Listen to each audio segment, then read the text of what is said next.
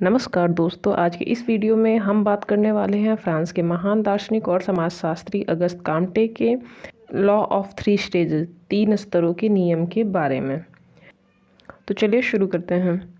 फ्रांसीसी समाजशास्त्री Auguste Comte ने 3 स्तरों का नियम सन 1822 ईस्वी में 24 वर्ष की आयु में दी थी। 3 स्तरों का नियम मेनली फोकस करता है मानव के बौद्धिक विकास के बारे में। इन्होंने मानव का जो बौद्धिक विकास है उसके बारे में काफ़ी अध्ययन किया। उसके बाद उन्होंने ये पाया कि मानव मस्तिष्क जो है 3 स्तरों से होकर गुजरता है, 3 स्तरों या 3 अवस्थाओं से होकर गुजरता है, जिसमें धीरे धीरे उसके सोचने का तरीका और प्रकृति या समाज को समझने का नज़रिया उसका विकसित होते जाता है। उनके ये 3 स्तर कुछ इस प्रकार हैं। पहला है धार्मिक स्तर, थियोलॉजिकल स्टेज। दूसरा है तात्विक स्तर, मेटाफिजिकल स्टेज। और तीसरा है प्रत्यक्ष स्तर, पॉजिटिव स्टेज। आइए इसके बारे में विस्तार से बात करते हैं। पहला है धार्मिक स्तर, थियोलॉजिकल स्टेज।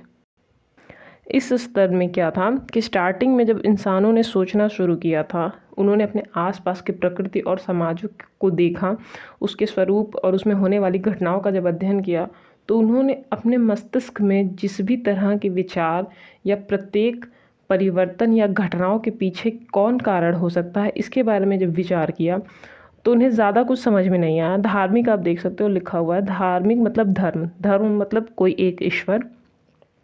तो इस स्तर में क्या था कि मनुष्य के सोचने का हर प्रश्न का उत्तर, हर सामाजिक घटना के पीछे का कारण क्या होता था। देखिए, समस्त क्रिया या चीज़ों के पीछे कौन होता था? ईश्वरीय तत्व या अलौकिक प्राणी या कोई देवी देवता। जैसे कि देखो, पहले तो इंसान आदि मानव के रूप में था, फिर धीरे धीरे जब उन्होंने समूह में रहना स्टार्ट किया तो उनके आसपास ऐसी बहुत सी घटनाएं होती थी जिनका उन्हें लॉजिक समझ में नहीं आता था। वो आपस में एक साथ खड़े हैं, अचानक से बारिश होने लगी, या आसमान में कुछ चमकती हुई चीज़ उन्हें दिखी, या दिन और रात कैसे हो रहे हैं। ऐसी बहुत सी घटनाएं और बहुत से परिवर्तन होते थे उनके आसपास जिनका उन्हें लॉजिक समझ में आता ही नहीं था। तो उन्हें लगता था कोई तो ऐसा है जो इसे कर रहा है। जब सबके मस्तिष्क में, ज़्यादातर लोगों के मस्तिष्क में ये प्रश्न उठने लगे कि ये कौन कर रहा है, और उत्तर तलाशने की कोशिश जब की गई, तो उन्हें एक चीज़ समझ में आई कि सब ईश्वरीय शक्ति से हो रहा है। ईश्वर ही है, ईश्वर ने ही सब कुछ किया है। कोई मर रहा है तो भी ईश्वर, कोई जी रहा है तो भी ईश्वर, बारिश हो रही है तो ईश्वर, पवन है तो ईश्वर। हर चीज़ में उन्हें ईश्वर या अलौकिक प्राणी, मतलब लौकिक मतलब भौतिक जगत जिसमें हम लोग जी रहे हैं अभी, अलौकिक मतलब लौकिक से परे, जो दिखाई नहीं देता, अदृश्य है या बहुत शक्तिशाली, सर्वशक्तिमान, सर्वज्ञ प्राणी, जैसे हम लोग ईश्वर को बोलते हैं, या देवी देवता। अगर इसे और भी सिंपल तरीके से हम समझें तो ये समझ में आता है कि काल्पनिक अवस्था, क्योंकि ईश्वर को किसी ने देखा तो है नहीं, या कौन सी देवी देवता हैं, इन्हें सबने बस माना है। देख ऐसे कोई सामने साकार रूप में या मूर्त रूप में तो किसी ने देखा नहीं है। तो जो चीज़ें दिख नहीं रही हैं वो मोस्टली कल्पना ही होती हैं। तो धार्मिक स्तर मतलब काल्पनिक अवस्था, हर एक घटना के पीछे या हर घटित होने वाले परिवर्तन के पीछे कौन है? ईश्वरीय शक्ति है या देवी देवता हैं। अगर धार्मिक स्तर की बात करें तो उसमें भी 3 उपस्तर हैं।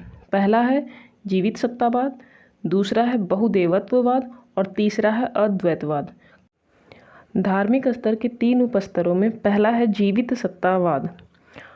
जीवित सत्तावाद अर्थात प्रत्येक चीज़ में एक जीवित सत्ता का अनुभव किया जाना। मतलब इस सृष्टि में, इस समाज में या इस प्रकृति में आपको जितनी भी चीज़ें दिखाई दे रही हैं, उनमें कोई आत्मा या परमात्मा या अलौकिक शक्ति है जो हर एक चीज़ में वास करती है। इसी के आधार पे जादू टोने में भी लोग विश्वास करने लगे थे। जैसे कि जादू टोने में क्या होता है कि उनका मानना होता है कि कोई गुड़िया है, या कोई एक सामान है, या कोई एक शेर की मूर्ति है। इन सब में कोई एक आत्मा है और उसी शक्ति से हम दूसरों पे प्रभाव डाल सकते हैं। ऐसा होता है ना काला जादू या जादू वगैरह में, जादू टोने की चीज़ में। तो वही चीज़ है कि जीवित सत्तावाद का तात्पर्य क्या है कि हर एक चीज़ में जो भी आपको दिख रही है सामने, प्रत्येक चीज़ में एक जीवित सत्ता है। अब उसे चाहे आप आत्मा बोलो, चाहे परमात्मा बोलो, चाहे देवी देवता, ये कुछ कुछ हद तक धार्मिक स्तर का ही सब पार्ट है ना, तो थोड़ा थोड़ा उसी से रिलेट करके आप समझ लो। दूसरा उपस्तर है बहुदेवत्ववाद। जैसा कि नाम से पता चल रहा है कि बहुदेवत्ववाद, जब लोग जादू टोने और ये बुरी शक्तियों से परेशान होने लगे तो उन्हें लगा कि नहीं, ये सही तरीका नहीं। अब हमें क्या करना है, अब हमें हर एक चीज़ के लिए अलग अलग देवता बनाने हैं। जैसे कि हम लोग के भारतीय संस्कृति में भी देखने को मिलता होगा आप लोग को, हिंदू धर्मों में, कि पवन से रिलेटेड हम लोग पवन देवता, सूर्य जो प्रकाश दे रहा है उसे सूर्य देवता, चंद्रमा को चंद्र देवता, जल देवता, अग्नि देवता, इतने सारे देवता हमारे धर्म में खुद ही हैं। उसी तरह उस टाइम पे जब मानव मस्तिष्क विकसित होना शुरू हुआ तो बहुदेवत्ववाद वह उपस्तर था जिसमें कि देवों को, या जो वही ईश्वरीय शक्ति थी, उनको अलग अलग बहुत सारे देवों में बांट दिया गया। फिर समय कुछ बीता, मनुष्य का मस्तिष्क और विकसित हुआ, फिर धीरे धीरे उन्हें लगा ये भी देवता पूजना पड़ेंगे, वो भी देवता पूजने पड़ेंगे, उनमें भी श्रद्धा रखनी पड़ेगी, उनकी भी उपासना करनी पड़ेगी। इतने सारे देवता हो गए ना कि लोगों को उलझन लगने लगी। फिर उन्होंने कहा नहीं नहीं, अब बहुत हुए बहुत सारे देवता, अब हमें बहुत सारे देवता नहीं रखने हैं, अब हमें क्या रखना है, अद्वैतवाद। अद्वैतवाद मतलब, द्वैत का मतलब होता है दो, ठीक है, अद्वैत मतलब दो नहीं एक, ठीक है। तो इसमें क्या हुआ कि बहुत सारे देवता से जब परेशान हो गए लोग तो उन्होंने कहा नहीं, सब कुछ मिला के सिर्फ और सिर्फ एक ईश्वर है, बहुत सारे देवता नहीं हैं, एक ईश्वर है। धार्मिक स्तर के ये जो तीन उपस्तर थे यह मुख्यतः काल्पनिक अवस्था में ही चल रहे थे। यहाँ पे क्या था कि लोग अपने मस्तिष्क में जो भी कल्पनाएं कर रहे थे, जो भी विचार कर रहे थे, उसी के आधार पे अपने अपने सिद्धांत या अपने अपने विचार समाज में प्रकट कर रहे थे, तो लोग उसी तरह सोचना शुरू कर रहे थे। अब अगर हम बात करें दूसरी अवस्था की, दूसरी अवस्था थी तात्विक अवस्था। तात्विक अवस्था अर्थात अमूर्त अवस्था। तात्विक मतलब तत्व, मेटाफिजिकल स्टेज। यह दूसरे स्तर में ये क्या था कि जो भी घटना हो रही है या जो भी समाज में परिवर्तन हो रहा है उसके पीछे ईश्वर या साकार रूप नहीं है कोई। वो कौन है, अमूर्त निराकार शक्ति है। मतलब कि वो जो हम लोगों ने एक मुंह, आँख, नाक, हाथ, पैर जो खुद के हिसाब से सेट करके रखा था, वो सब हटा के बस वो एक कोई पावर है या कोई एक ऐसा तत्व है जिसमें अथाह मतलब बहुत ज़्यादा शक्ति है जो इस पूरी सृष्टि या पूरे ब्रह्मांड को चला रही है। तो तात्विक स्तर में आते आते लोगों का मस्तिष्क थोड़ा विकसित हो गया, तो उन्होंने सब चीज़ों में से ये जो ईश्वर शब्द है या ईश्वरी विचार है उसको थोड़ा कम करना शुरू किया। तात्विक विचारधारा पे वो लोग आ गए, क्योंकि ये पूरी तरह से प्रत्यक्षात्मक स्तर भी नहीं था और ये धार्मिक स्तर से थोड़ा ऊंचा उठ गया था, तो ये बीच का स्तर था। इसमें ज़्यादा कुछ चीज़ें डिफाइन नहीं है क्योंकि ये बीच का स्तर है ना, इसमें अभी डेवलप हो ही रहा है सोचने का नज़रिया। अब अगर हम लोग बात करते हैं तीसरे स्तर के बारे में, वैज्ञानिक या प्रत्यक्षात्मक स्तर या प्रत्यक्ष स्तर या साइंटिफिक और पॉजिटिव स्टेज।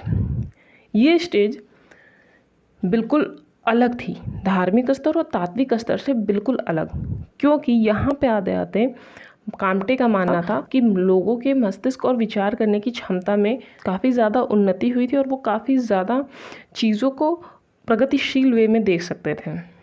इस स्तर में क्या हुआ था कि इसमें सबसे पहला चीज़ है कि कल्पना का कोई स्थान नहीं था। एक सेकेंड, कल्पना का कोई स्थान नहीं था।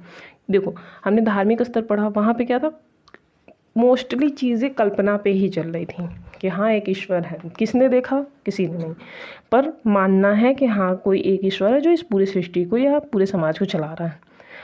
इसमें क्या था, वैज्ञानिक स्तर पे आप जानते हो चीज़ों को, हर एक चीज़ों को हम वैज्ञानिक नज़रिए से देखते हैं। विज्ञान क्या कहता है, किसी भी चीज़ के बारे में सुव्यवस्थित सुसंगठित ज्ञान, क्रमबद्ध ज्ञान को विज्ञान कहते हैं।